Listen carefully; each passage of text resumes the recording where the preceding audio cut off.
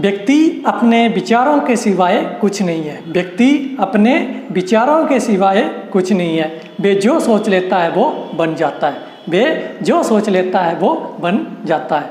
ये विचार थे उस महान शख्सियत के जिन्हें पूरा वर्ल्ड अहिंसा के पुजारी के नाम से जानता है, और हम भारतीय उन्हें प्यार से बापू या राष्ट्रपिता कहकर संबोधित करते हैं। तो आप उनका नाम जान गए होंगे। तो नमस्कार दोस्तों, मैं आपका दोस्त के असत्री आपके अपने इस YouTube चैनल जिसका नाम है मॉडर्न एजुकेशन स्टडी सेंटर में आपका पुनः हार्दिक स्वागत करता हूँ। तो जो हमारी सीरीज चली थी अपने एक छोटे से प्रांत जिसका नाम है हिमाचल प्रदेश, तो उसी के सिलसिले में आज हम जो टॉपिक लेकर आए हैं उसका नाम है हिमाचल प्रदेश के 1952 से लेकर 1980 तक, 1952 से लेकर 1980 तक के मुख्यमंत्री, चीफ मिनिस्टर। ठीक है, 1952 से लेकर 1980 तक के हिमाचल प्रदेश के जो हमारे मुख्यमंत्री रहे थे उनके बारे में आज हम यहाँ देखेंगे, सीखेंगे और डिस्कस करेंगे। ठीक है, तो आपको पता है कि हिमाचल प्रदेश के निर्माता के नाम से विख्यात डॉक्टर वाईएस परमार, जिनका पूरा नाम था यशवंत सिंह परमार, हिमाचल प्रदेश के मुख्यमंत्री बनते हैं 24 मार्च 1952 को, और ये हिमाचल प्रदेश के पहले मुख्यमंत्री बनते हैं। ठीक है, और इनका जो टाइम पीरियड रहता है वो रहता है 31 अक्टूबर 1952 से लेकर 31 अक्टूबर 1956 तक।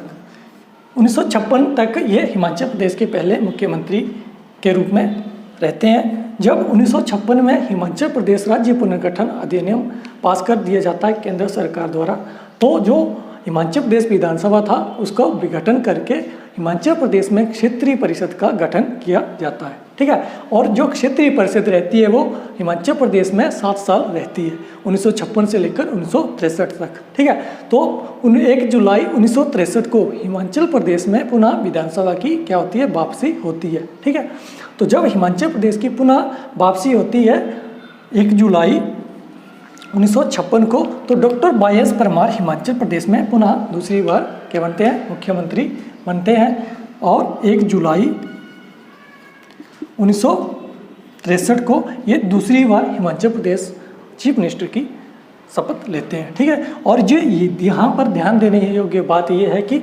1963 से लेकर 1967 तक का जो हिमाचल प्रदेश विधानसभा का जो टाइम पीरियड होता है उसे हिमाचल प्रदेश में प्रथम विधानसभा के रूप में जानते हैं। ठीक है, विधानसभा, ठीक है, प्रथम विधानसभा 1952 से 1956 जो है उसको छोड़कर हिमाचल प्रदेश की जो प्रथम विधानसभा जो रही थी वो रही थी 1963 से लेकर 1967 तक। ठीक है,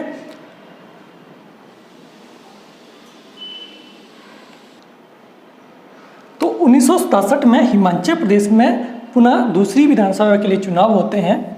ठीक है, 1967 में दूसरी विधानसभा के लिए, सेकंड विधानसभा के लिए 1967 में चुनाव होते हैं। तो क्या किया जाता है कि जो हिमाचल प्रदेश की उस समय सीटें थी, जब क्षेत्रीय परिषद हिमाचल प्रदेश में बनी थी तो उस समय सीटों की संख्या कुल कितनी थी, 43 थी। और इसमें जब 1 नवंबर 1966 को हिमाचल प्रदेश को विशाल हिमाचल बना दिया गया था, तो इसमें विधानसभा की सीटें भी ऐड करके हिमाचल प्रदेश में टोटल सीटें कर दी गई थी, कितनी, 63। इन 63 सीटों के लिए 1967 में चुनाव होते हैं। इसमें 2 प्रकार की सीटें होती हैं, एक होती है जो जनता द्वारा चुनी जाती है, ठीक है, और एक जो 3 सदस्य थे उनका जो चुनाव होता है वो केंद्र सरकार या राष्ट्रपति करता है। ठीक है, तो वो 3 सीटें होती है और 60 सीटें जो है वो लोगों द्वारा चुने हुए प्रतिनिधि हिमाचल प्रदेश असेंबली में बैठते हैं। ठीक है, तो जब 1967 में चुनाव होते हैं दूसरी विधानसभा के लिए, तो पुनः डॉक्टर यशवंत सिंह परमार जी तीसरी बार हिमाचल प्रदेश के मुख्यमंत्री की शपथ लेते हैं। कब, 1967 में। डॉक्टर वाईएस परमार पुनः हिमाचल प्रदेश के मुख्यमंत्री बनते हैं 1967 तक।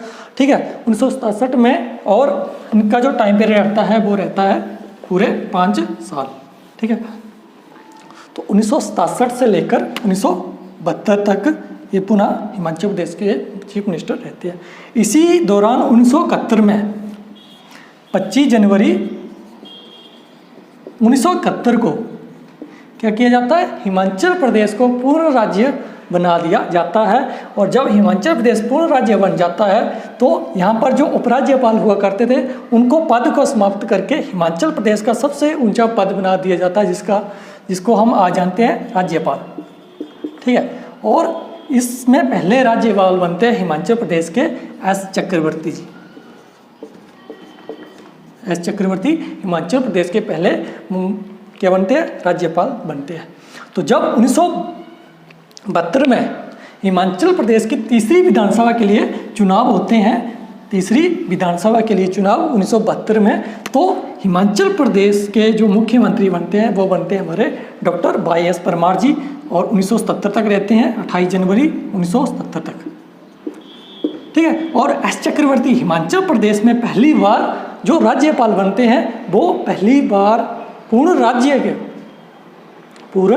राज्य के मुख्यमंत्री के रूप में डॉक्टर वाई एस परमार को क्या दिलाते हैं, उनके पद की गोपनीयता की शपथ दिलाते हैं। कब, 1972 में। ठीक है, तो 1972 में क्या किया जाता है कि जो हिमाचल था उसका जिलों का क्या किया जाता है, पुनर्गठन किया जाता है 1 सितंबर 1972 को, और इस प्रकार हिमाचल प्रदेश में कुल जिलों की संख्या हो जाती है 12। ठीक है, ये था हमारा यशवंत सिंह परमार जब 4 बार हिमाचल प्रदेश के मुख्यमंत्री बने थे 28 जनवरी 1977 तक। ठीक है, तो 1975 में आपको ज्ञात होगा कि 1975 में 25 जून 1975 को जो हमारे भारतीय इतिहास में एक काला अध्याय आता है, उस काला अध्याय का नाम है इमरजेंसी, क्या, राष्ट्रीय आपातकाल। कब, 1975 में जब इंदिरा गांधी जी सत्ता में होती है तो उस समय हिमाचल प्रदेश तथा पूरे भारत में एक अनुच्छेद का प्रयोग किया जाता है जिसका नाम था 352 अनुच्छेद।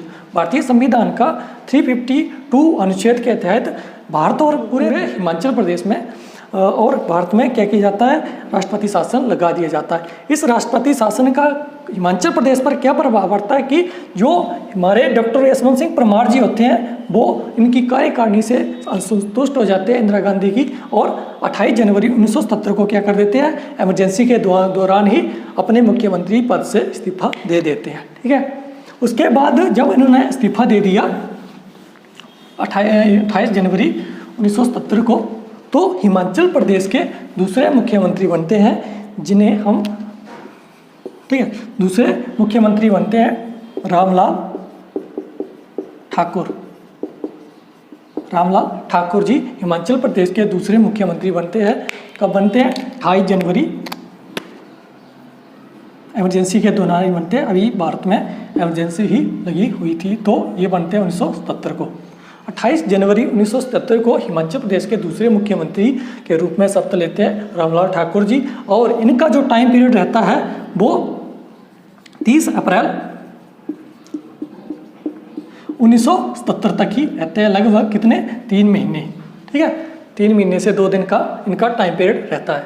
तो जब इनका टाइम पीरियड खत्म होता है तो उसी के दौरान क्या होता है कि हिमाचल प्रदेश में राष्ट्रपति शासन लग जाता है। राष्ट्रपति शासन, पहली बार हिमाचल प्रदेश में राष्ट्रपति शासन लगता है 30 अप्रैल 1977 को। ठीक है, इसके लगने के पीछे क्या कारण थे, वो कारण थे कि 1977 में पहले गैर कांग्रेसी प्रधानमंत्री बने थे कौन, मोरारजी देसाई। आज तक वर्तमान में आज तक सबसे उम्र दराज के ये प्रधानमंत्री बने थे। 81 साल की उम्र में ये भारत के क्या बने थे, प्रधानमंत्री बने थे।